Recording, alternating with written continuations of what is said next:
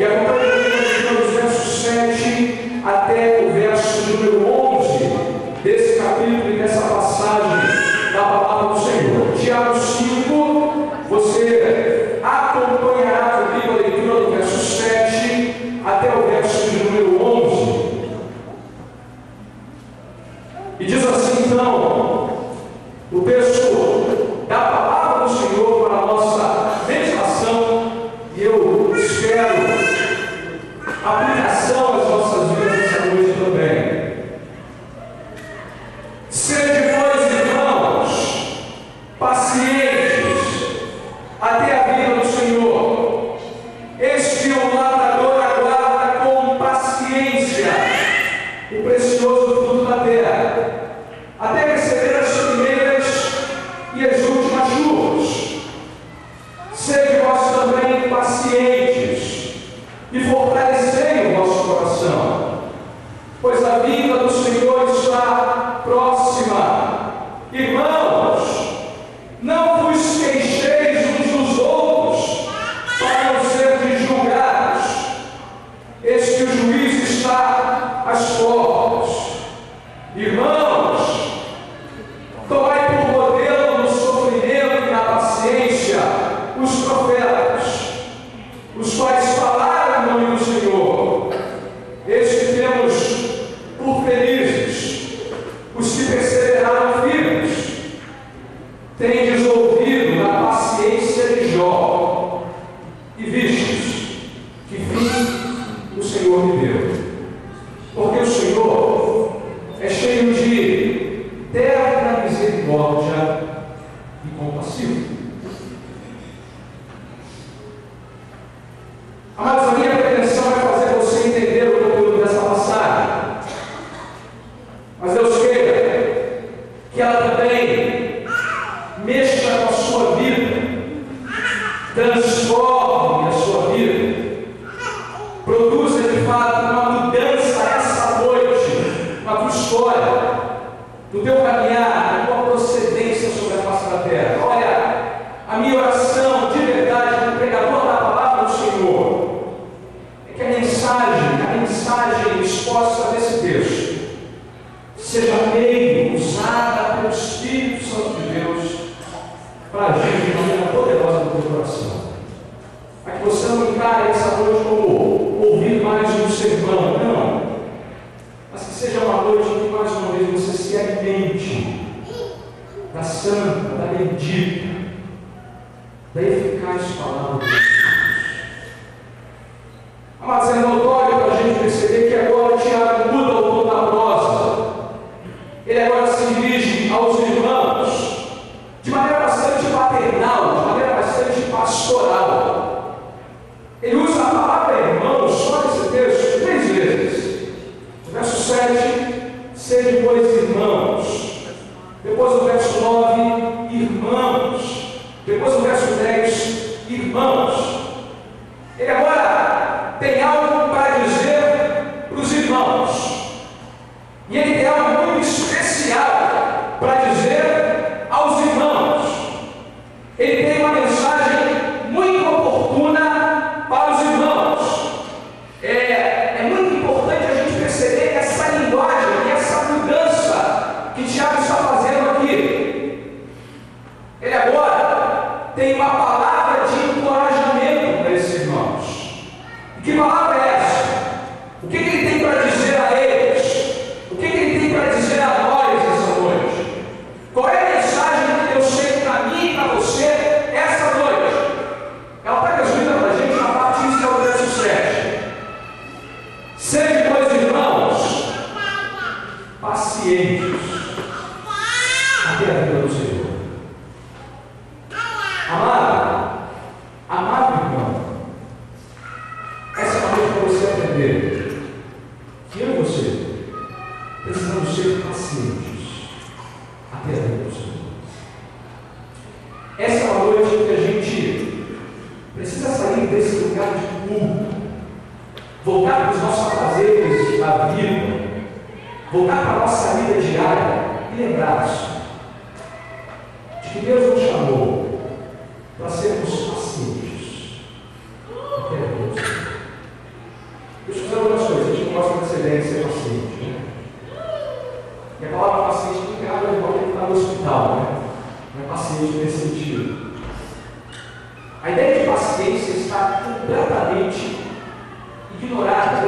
pesado no tempo que a gente vive. Impaciência é o comportamento da hora. Se você quer as coisas, tenha-as com pressa, com rapidez.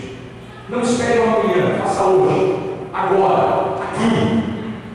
Não seja paciente, não seja alguém que aguarda, não seja alguém que deixa para amanhã, isso pode ser feito hoje. É a mentalidade do tempo presente, a mentalidade do homem, da rapidez, da agenda lotada, da pressa, do corre-corre, do resolver rápido.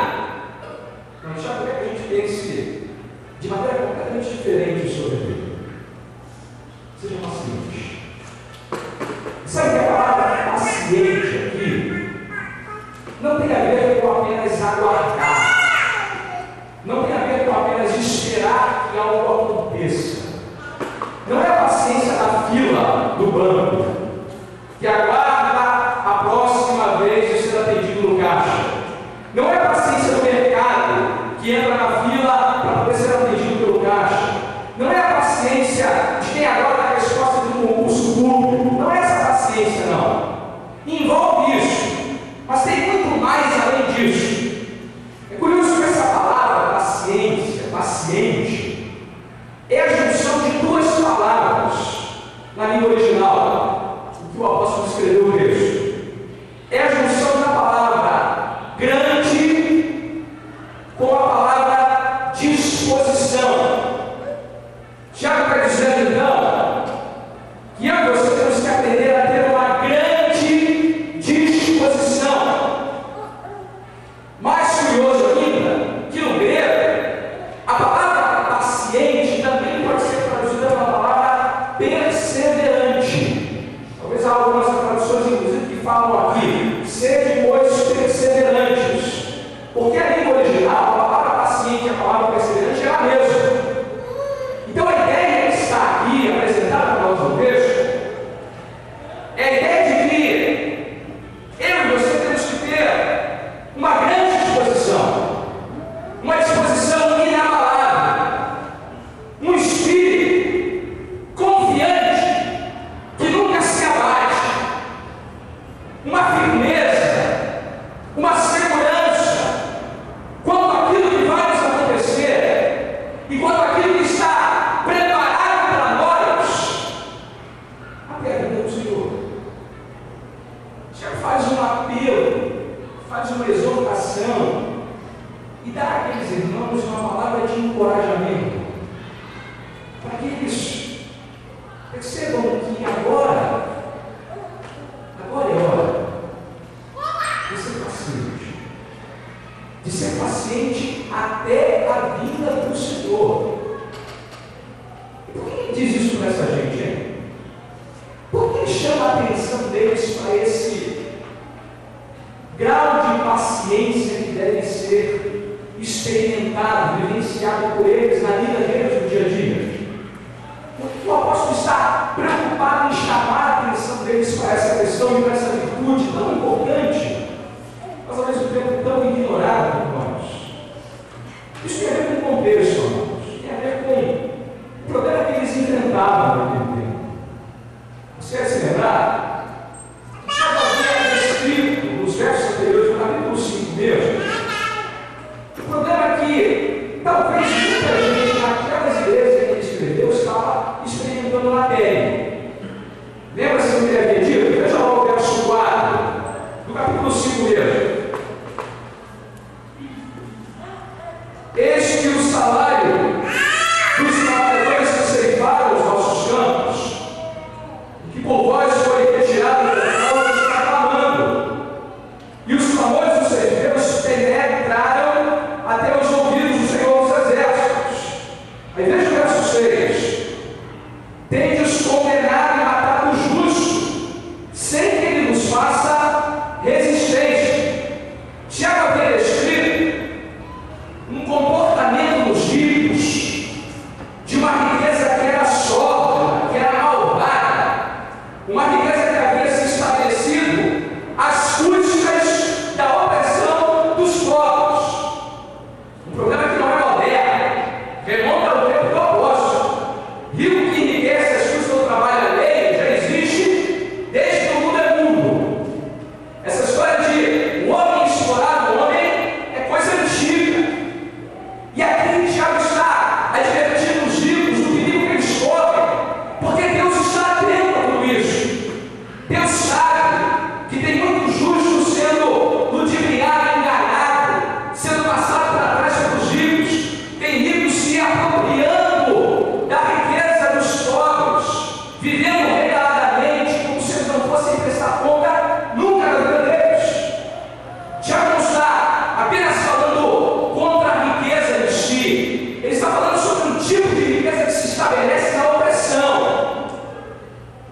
no tirar proveito, no tratar, como diz o texto, condenando e matando o justo, sem que ele faça resistência.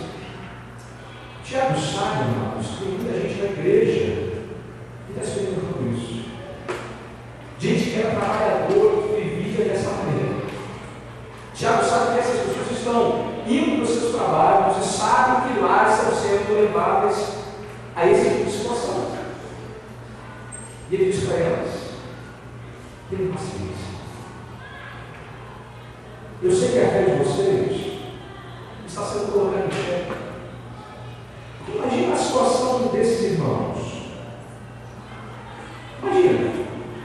Será que vale a pena continuar sendo crente no Senhor Jesus? Quando eu vejo tanta justiça na minha volta, será que vale a pena eu continuar sendo perseverante quando eu sei que esse mundo valoriza as coisas que eu desprezo as coisas que eu valorizo? Eu luto, batalho, trabalho, faço o meu papel direitinho, e o meu vizinho que é incrédulo só faz o que se agrada a Deus, cresce, desenvolve, e parece que eu sempre ando para trás. Parece que comigo nada dá certo. Será que vale a pena continuar vivendo para a glória do Senhor, como eu sei que tanta gente tem passado a perna em tanta gente, e eu faço esse papel tolo de acreditar que vale a pena continuar sendo honesto? Até quando, Senhor? Até quando eu vou ver tudo isso acontecendo e nada muda? Até quando tudo isso vai se dar aos meus olhos e eu não tenho mudança alguma? Até quando eu vou viver num país que tem a pior distribuição de renda do planeta Terra? Sabe que no Brasil, 10% dos ricos detêm 90% da riqueza desse país. E 90% dos pobres vivem apenas com 10% da riqueza do país. A gente não lembrou, depois que ele ficou conversando aqui fora. E o Germano me deu uma informação assim, que é ilustrativa disso.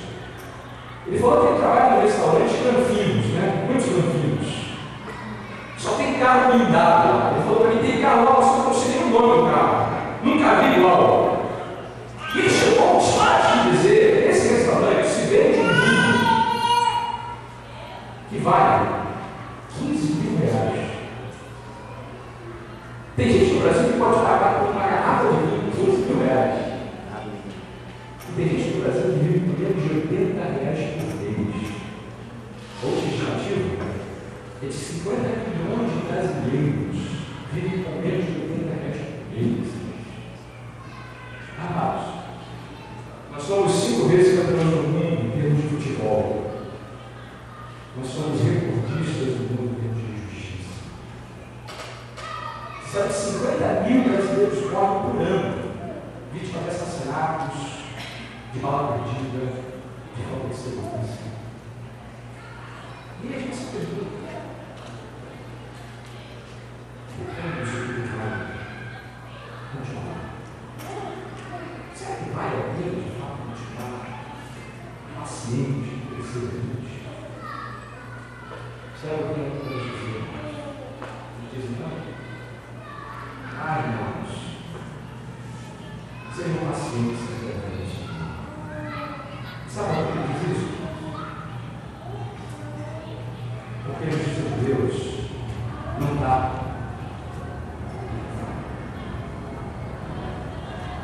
Ele diz isso porque Deus não ajusta as contas. Ele diz isso porque sabe como aquele povo nós enfrentamos perseguições, problemas, angústia, vemos o mal prosperar, sofrimento à nossa volta. Mas isso não é tudo. Isso é só parte da verdade. A verdade inteira é Deus traz-nos cada vez. Tiago, é que a gente, diante dessas injustiças que estão à nossa volta, não dependemos de Deus. Seja, pois, irmãos pacientes, aprendendo do Senhor. E faz mais, diz a gente bastante assim, olha. Até se eu quero que você guarde sobre essa paciência que você deve alimentar no seu coração. A primeira delas é que a paciência deve ser semelhante ao lavrador. Ele diz assim: eis que o lavrador aguarda com paciência o precioso fruto da terra, até receber as primeiras e as últimas chuvas. É a paciência que não tem controle sobre o tempo, mas sabe o que virá. Se você quer ser lavrador, você não pode ser impaciente. Todo lavrador tem que ser muito paciente. Lavrador e paciência são irmãos, são parceiros, para a gente todo mundo que quer correr nessa área de trabalho. Eu sei que alguns irmãos aqui já trabalharam na lavoura, né? Já trabalharam lavrando a terra, já trabalharam nessa área específica do texto aqui. Tiago usa essa ilustração para fazer a gente entender o primeiro aspecto dessa paciência. Ele diz assim: olha, o lavrador aguarda com paciência. Tem uma coisa maravilhosa sobre o lavrador. O lavrador é alguém que planta a semente certa, na terra certa, no tempo certo. Mas uma coisa que ele não sabe é que ele não sabe, não tem controle sobre o que vai acontecer depois que ele faz a parte dele do trabalho. O lavrador não tem controle sobre as chuvas que virão a cair. Por isso que tem tanto institutos de meteorologia, toda essa coisa é muito bem sofisticada por isso. Muita chuva compromete a colheita. Pouca chuva, a semente não germina. Portanto, ele planta, faz a parte dele e aguarda com paciência. Ele aguarda como quem não tem controle sobre o que vai acontecer, mas na esperança, na certeza de que, se as primeiras chuvas vierem e as últimas também, ele terá sucesso. Sabe quando Tiago usa essa expressão, receber as primeiras e as últimas chuvas? Ele está fazendo menção a uma linguagem muito conhecida no tempo dele. Lá em Israel, havia duas chuvas que marcavam a colheita, a fartura, o trabalho do lavrador no campo. A primeira chuva que vinha em outubro era a chuva que preparava o solo, que produzia as condições adequadas para se plantar a semente. Depois dessa chuva, o lavrador tinha que aguardar uma outra chuva, que eram as últimas chuvas, as chuvas de março. Chuvas que vinham para garantir que a colheita seria abundante. E a pergunta que a gente faz é a seguinte: por que o lavrador, mesmo com tantas incertezas, se aventura a essa tarefa? Por que ele vai lá, apesar de tudo, lança a semente, prepara o solo, vai lá arear a terra e depois aguarda com paciência? Por que ele toma essa atitude? Primeiro, porque ele não tem condições de controlar o tempo. Mas a segunda, está apresentado para a gente no texto. Eu só me diz: o lavrador aguarda com paciência. E o que ele aguarda com paciência, amados? Um precioso fruto da terra. Olha, isso é um paralelo maravilhoso para a gente entender o que Tiago quer que a gente aprenda. Nós somos como lavradores, cada um de nós. Cada um de nós está vivendo a nossa vida como um bom lavrador. Esse é o tempo de plantar, de semear, de lançar a semente. de viver as nossas vidas dando frutos para a glória de Deus. A gente não tem controle sobre o tempo. A gente não sabe quando que o Senhor da seara voltará. Não sabemos. E muita gente cometeu esse erro de tentar dar data para Jesus, data para a volta dele, para o corredor. A gente não tem controle sobre isso. Ele disse uma ocasião, claramente para a gente, que ele não sabe desse dia, e somente o Pai tem essa informação. Portanto, nós vivemos na expectativa desse encontro se concretizar. Vivemos com um lavrador que aguarda com paciência, que sabe que não tem controle sobre o que está por acontecer, mas que sabe o que vai acontecer. Sabe que o precioso fruto do nosso labor virá, que o Senhor Jesus voltará a essa terra para buscar o seu povo, que o Senhor Jesus virá dar um basta definitivo a toda e qualquer injustiça que existe sobre a face da terra, que o Senhor Jesus virá para dar um ponto final na história humana. Esse precioso fruto da terra, no nosso caso, é tão certo quanto é certo o trabalho do Matador de Deus. Porque as coisas estão vindo, irmãos. A gente cantou essa noite. Os sinais da sua vida mais se mostram cada vez. Cada vez mais as chuvas têm dado evidências para a gente. Esse dia está por chegar. E ele diz: olha, sejam vós também pacientes. Fortaleçam o coração de vocês nisso. Não deixem que as injustiças do tempo presente roubem de vocês essa perseverança. E ele completa: pois a vinda do Senhor está próxima. Veja, ele disse assim: sejam irmãos pacientes até a vinda do Senhor. A gente pode pensar que o Senhor está construindo muito longe, né? Aí no verso 8 diz assim: olha, prestem atenção numa coisa. A vinda do Senhor está próxima. Pode parecer estranho isso para a gente, né? A igreja está pregando esse negócio de Jesus vai voltar quase 2 mil anos e não chega, né? Que próximo é esse? Sejamos honestos aqui. Que próximo é esse, né? Parece que é um próximo tardio, né? Algumas maneiras de entender essa expressão.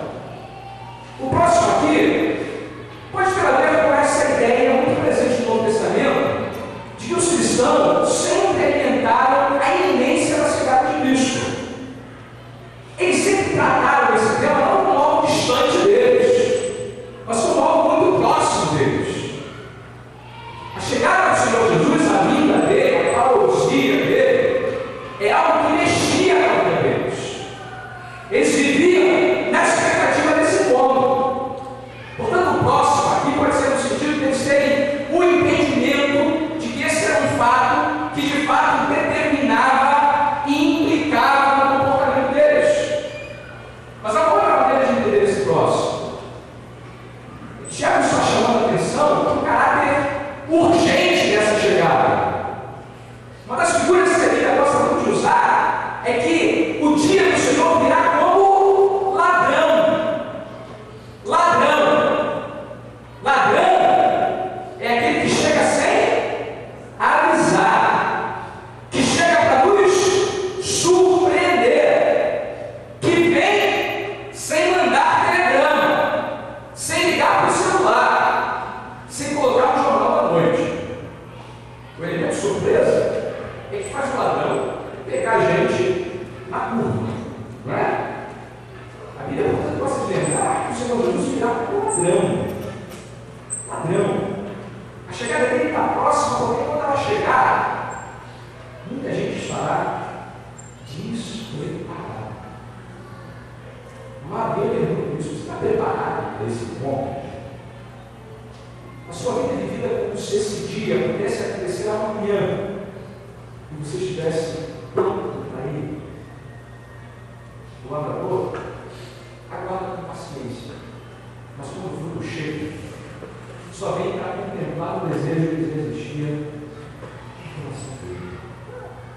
Mas há uma maneira ainda mais interessante de olhar para esse próximo. É que Tiago está falando aqui da iminência da nossa partida dessa vida. Será que ele já tinha dito para a gente que a vida é como um vapor, que aparece logo se esvai? Está próximo. Está próximo porque se você partir dessa vida amanhã, já deve se comparecer diante do Senhor. Está próximo? Porque hoje está mais próximo do que ontem. E amanhã estará mais próximo do que hoje. Domingo que vem vai estar mais próximo do que ontem. Cada inverno e cada verão que a gente passa, nós estamos mais próximos. Amado, seja paciente. Mas não esqueça. Deve estar próximo. Tiago tem para a gente então um segundo exemplo dessa paciência. Verso 10. Irmãos, tomai como modelo no sofrimento da paciência os profetas, os quais falaram o nome do Senhor. É uma paciência que a gente já viu. Não tem controle sobre o tempo, sobre o que vai acontecer, mas uma paciência que aguarda o precioso fruto que está por vir. Mas é uma paciência também que está representada, está ilustrada para nós no sofrimento dos profetas. Mas deixa eu lembrar aqui para você quem eram os profetas. Os profetas foram aqueles homens que andaram com Deus, falaram com Deus e falaram em nome do Senhor. O texto diz: na paciência dos profetas, os quais falaram em nome do Senhor. A palavra profeta, inclusive, é a palavra no hebraico para a boca. Os profetas são literalmente a boca de Deus. São homens que Deus separou a história do seu povo para falar, para pregar, para anunciar a mensagem dele. Mas foram homens também, amados, que viveram aflições agrandíssimas. Todos os profetas do Velho Testamento foram homens que sofreram muito por causa do chamado de Deus. Deixa eu dar alguns exemplos. O profeta Isaías, o pessoal não acreditou em Isaías e cerrou ele no meio. Está bom para vocês? Isaías ficou cerrado no meio. É o que a tradição diz sobre a morte dele. O profeta Jeremias, aquele que é um chorão, lamentava muito pelo fato de ter assumido aquela posição, não poucas vezes foi perseguido pelo povo, lançado na cova, maltratado, surrado. Daniel, aquele jovem que saiu do seu povo, do seu lugar de habitação para viver na Babilônia, lançado na cova dos demônios, maltratado, perseguido. Parece que a vocação profética sempre implicava num ombro de sofrimento acima da média. Os profetas, como Ezequiel e tantos outros do Velho Testamento, foram homens que, na sua grande maioria, deram uma vida para se manterem firmes ao lado do Senhor.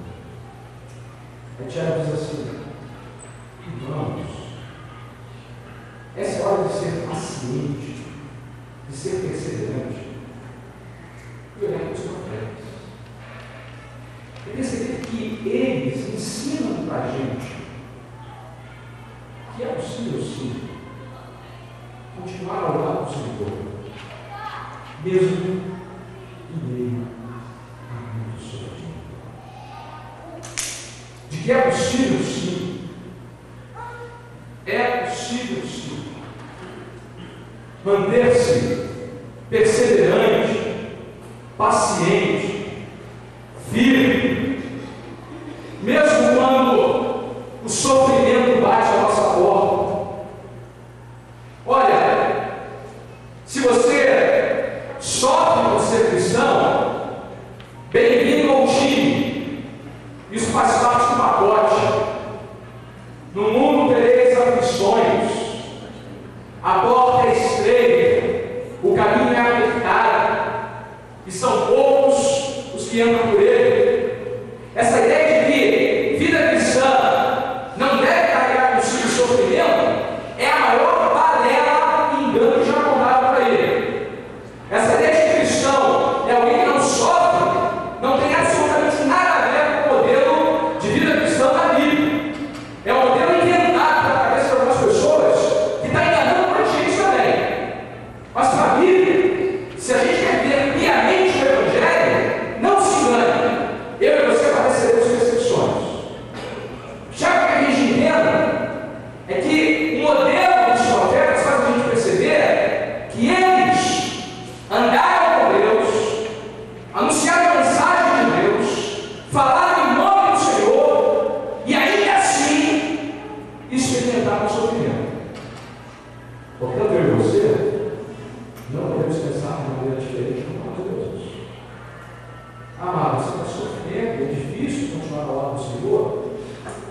Isso faz parte da nossa vocação.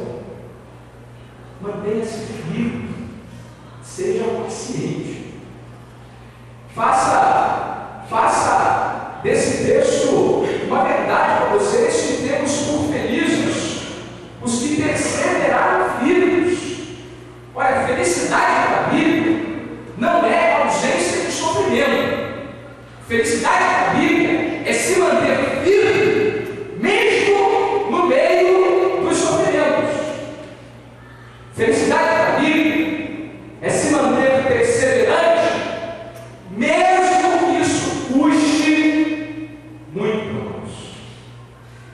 Eu lhe garanto uma coisa: Deus nunca te levará para um lugar de sofrimento e que a graça dele não te sustente. Tiago, que a gente entenda. O sofrimento pode bater na nossa porta, ele pode vir avassalador sobre a nossa vida.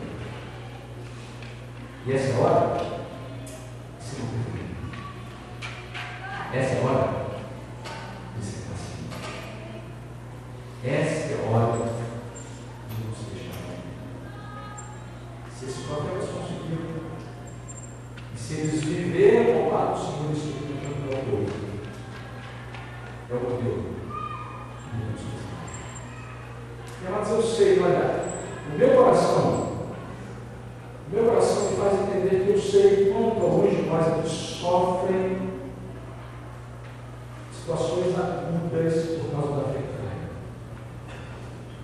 São aqueles embates em casa com o marido, são as dificuldades com o filho, as dificuldades no trabalho, as situações em que a gente não tem o que Deus está fazendo com a gente, para onde Ele está nos levando, por que isso aconteceu, por que deixa de acontecer, o que está acontecendo comigo, por que não resolve logo, por que não vem logo a solução, por que o problema não vai embora. Amado, calma, seja paciente, não pense firme, porque bem-aventurados você suporta as emoções. Bem-aventurados aqueles que pacientemente recebem Deus. Tiago, que a gente entenda que é assim que devemos nos suportar no mundo de Jesus. Mas ele dá para a gente um terceiro modelo de paciência. Já falou do lavador? Já falou dos profetas? E agora ele vai falar de uma figura muito conhecida. Jó. Veja o verso 11. Tendes ouvido da paciência de Jó, e vistes que fim o Senhor me deu, que o Senhor é cheio de eterna misericórdia e compassivo. É muito bom ter Jó aqui nesse texto, sabia? Faz a gente entender que não apenas que a paciência cristã precioso fruto sem ter controle sobre o tempo. É manter-se firme, mesmo no meio do sofrimento. Como também a paciência do Senhor. Olha para a recompensa. Deixa eu explicar por que Jó é importante aqui. Não pense que eu estou falando aqui que Jó, ou a paciência ilustrada por ele para nós, significa dizer que a gente tem que ser resignado. A gente confunde paciência com resignação. Resignação é aquela figura daquele Mena, desenho animado. Ó vida, ó céus. Você lembra desse Mena? Que deixa a vida me levar, deixa as coisas acontecerem. E eu aceito, simplesmente aceito. E eu não tenho muito o que esperar da vida, não tenho muita esperança para o meu futuro, mas eu fazer o quê, né? Está ali. Deixa a vida acontecer, vamos deixar, vamos levar o barco. Resignação é isso. Você não é resignado, não. Não é alguém que cruza os braços e espera a volta do Senhor. Cruza os braços e espera o futuro trazer a resposta que ele tanto deseja. Não. Ele vive como um lavrador. Trabalha, lava, planta semente. Não cruza os braços, não. Testemunha. Mesmo no meio do sofrimento. Mostra que é firme. Mesmo se as lutas forem intensas. Ele não é resignado. Embora ele não entenda o que está acontecendo, ele olha para o futuro certo, para uma garantia que ele tem da palavra do Senhor, do que vai acontecer com ele. Ele vive a vida. Vive a vida. Não é negado mesmo, mas enfrentando os seus empates, como Jó fez. Você lembra quem é Jó, né? Eu quero gastar tempo com isso. Jó é um homem temente a Deus. Um homem que se desviava do mal. Não havia sobre a face da terra um justo que se comparasse a Jó. Vou dar algumas boas informações do currículo de Jó, o currículo de vida desse homem. Ele era um excelente servo do Senhor, profundamente abençoado por Deus. Jó era um homem riquíssimo. Não se engane, Deus tem abençoado muita gente com riqueza. Não há nada de errado nisso. Mas Jó estava só rico. Ele não se deixava envaidecer por riqueza que ele tinha. Ele era um excelente pai de família. Amados, olha, Jó podia assumir qualquer ministério pastoral de qualquer igreja hoje em dia. Governar a casa dele com povos. Sabe que o texto da Bíblia que deixa envergonhado? Ele diz que Jó levantava-se de madrugada para orar por cada um dos seus filhos, caso eles tivessem cometido algum pecado que ele não soubesse. Jó oferecia holocaustos a Deus por cada um deles. Jó é um homem que, no tempo que ele viveu, glorificava o nome do Senhor, com tudo que ele era, com tudo que ele tinha, com toda a sua vida. E aí, a gente é informado em Satanás para o Jó, com a permissão do nosso Deus. Já começa a perder. Perde um monte de coisa. Ele está em casa, como aquele lavrador, né? Está plantando, certo para ele, virar. Mas o céu fica cinzento. Tem uma chuva forte, um frio, uma noite daquelas para deixar você sem sonho. E ele começa a perder. Perde todos os seus filhos. Jó tinha 10 filhos. Todos eles morreram. Perde toda a sua fortuna, os seus irmãos, as suas cabras, os seus modos, os seus bois. Só tinha mensageiro do mal. Não chegava e falava, os filhos morreram. Quando chegava, foi todo o teu patrimônio embora. Jó perde os seus amigos.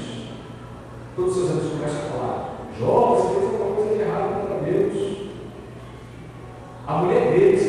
um grande problema que está azanando a cabeça de Jó, falando contra ele, dizendo para ele blasfemar contra Deus.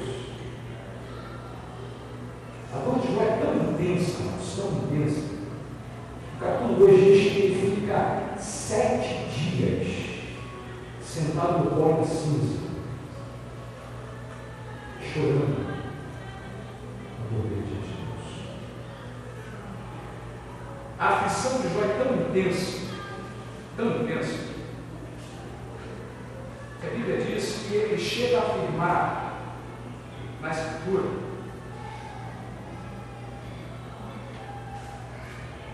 34 queixas contra Deus. 34. Alguns capítulos de Jó são queixas intermináveis de Deus.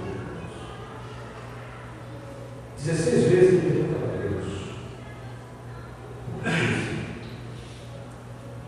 por quê? O que eu fiz errado? O que está acontecendo? Você pode pensar: como é que Jó reagiu a isso? E foi aquilo que a gente consideramos não é. Jó, foi assim. Sabe o que ele disse? No capítulo 1, verso de número 21, você querendo abalar, olha o que Jó diz, depois de tudo que aconteceu comigo.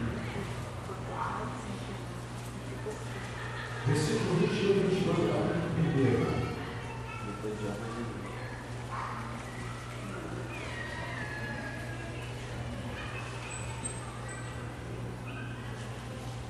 Aí a resposta. Verso 20, 21 e 22. Então Jó se levantou, rasgou o seu manto, rapou a sua cabeça, lançou-se em terra e adorou. E disse: nu saí do ventre de minha mãe e nu voltarei. O Senhor deu e o Senhor deu. Bendito seja o Senhor. Em tudo isso, Jó não pecou, nem atribuiu a Deus falta. Deixa eu dizer uma coisa para você. Você vai viver a sua vida inteira sobre essa terra e nunca vai experimentar 10% do sofrimento de Jó teve nesse dia. Nunca. Nunca. Jó foi paciente. Uma coisa interessante aqui em Jó, que mostra para a gente como ele nós queremos aprender a depender de Deus mesmo que a gente perde. Jó foi paciente, perseverante, mesmo quando Deus tirou tudo. Tudo. É possível, sim, amar a Deus mesmo tendo perdido tudo. É possível continuar pacientemente, perseverantemente ao lado do Senhor, mesmo que a gente perca tudo. A prova disso está em Jó. Jó é um bom tapa, né? E toda essa teologia da possibilidade de cair no outro, sendo pregado. Porque Jó é um sujeito que não pregou nas coisas. Pelo contrário, ele perdeu tudo. Mas ele ensina que mesmo perdendo tudo, se manter paciente. Agora, presta atenção uma coisa. A paciência de Jó teve resultados. E essa é a parte boa de Deus. Deus tem a história. Tens ouvido a paciência de Jó e vistes que fim o Senhor lhe deu.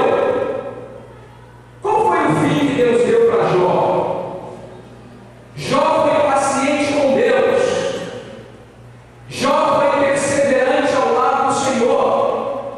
Sabe o que Jó recebeu? Honra da parte de Deus. Jó foi perseverante e Deus o honrou. A mensagem de Tiago é: ser paciente vale a pena sim, porque o nosso trabalho não é vão no Senhor, porque Deus vai nos honrar, Deus vai vindicar a nossa causa, Deus fará juízo cada um daqueles que fazem justiça e abençoará o seu povo. Como nós vemos hoje pela manhã, Isaías 65, Deus está criando, amados, um novo céu e uma nova terra para nós. Deus está preparando uma herança inacessível, incorruptível, incomparável.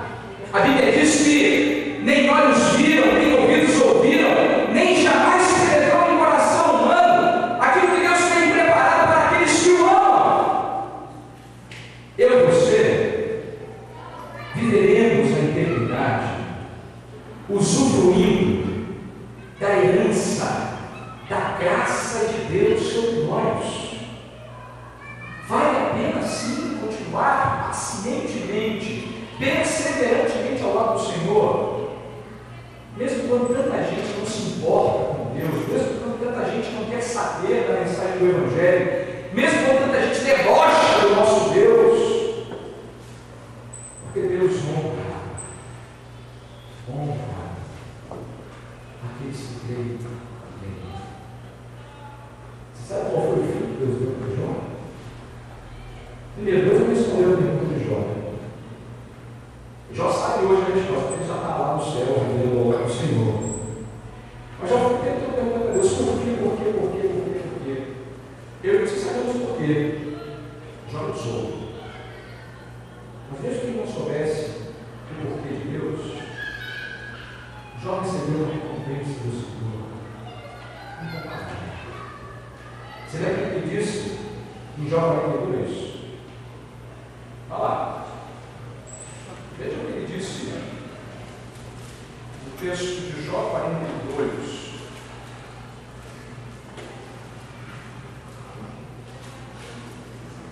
Especialmente no verso 5.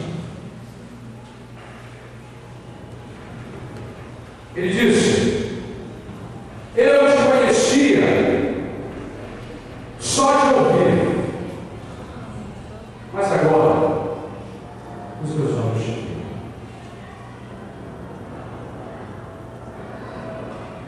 Jó conheceu a Deus. Como nunca viu conhecer a Deus. É isso que a gente tem na nossa cultura.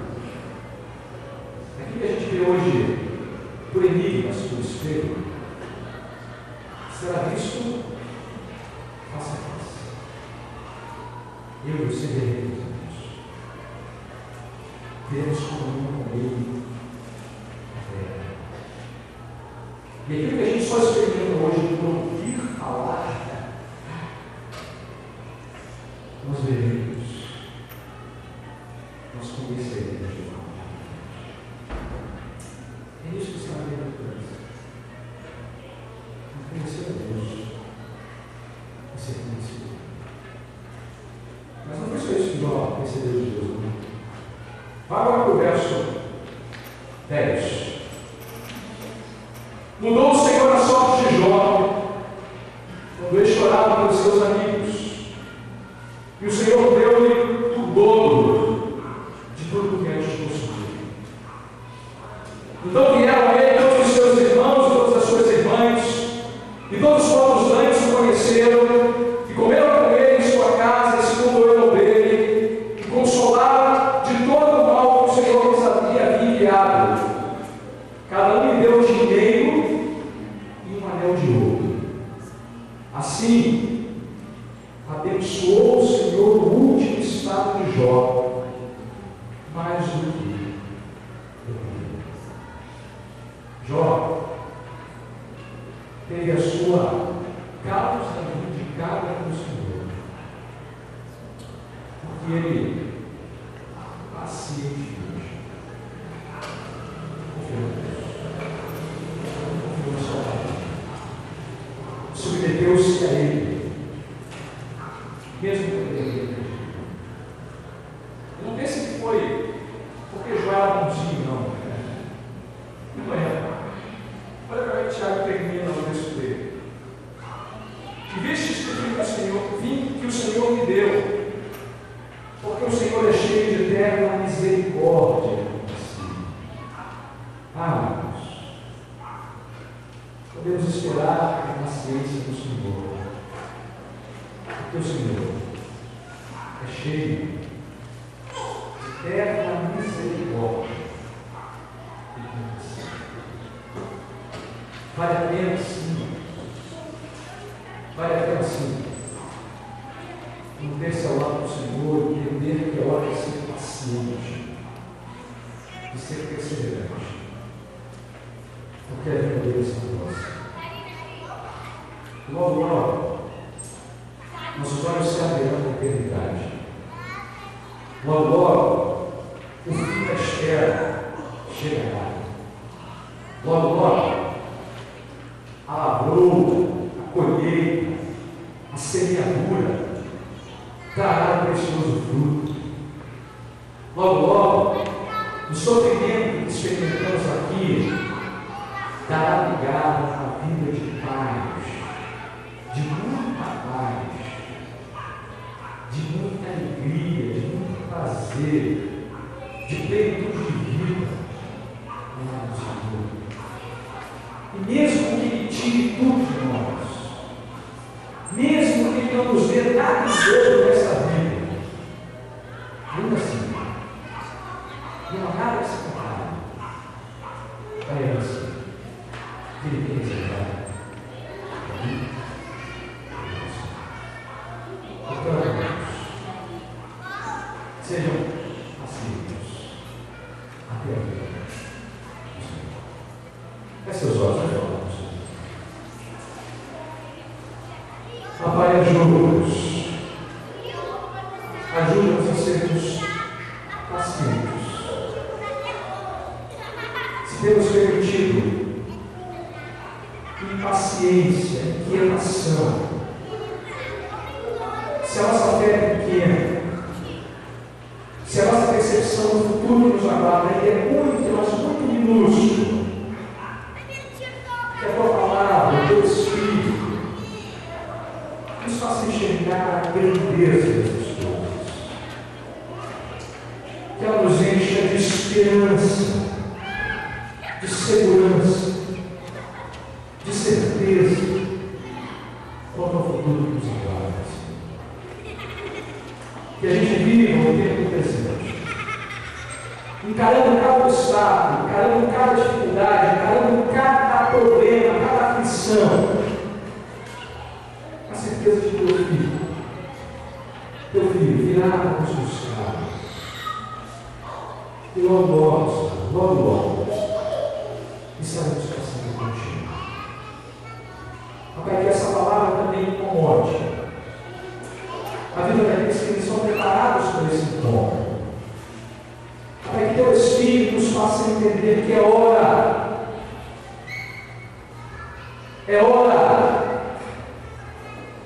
de se arrependerem dos seus pecados e terem fé e confiarem plenamente naquilo que a tua palavra nos revela, Senhor. É hora de buscar a reconciliação contigo, depender da tua graça, submeter-se ao Senhor, para que assim o dia da volta de Cristo não seja um dia de temor,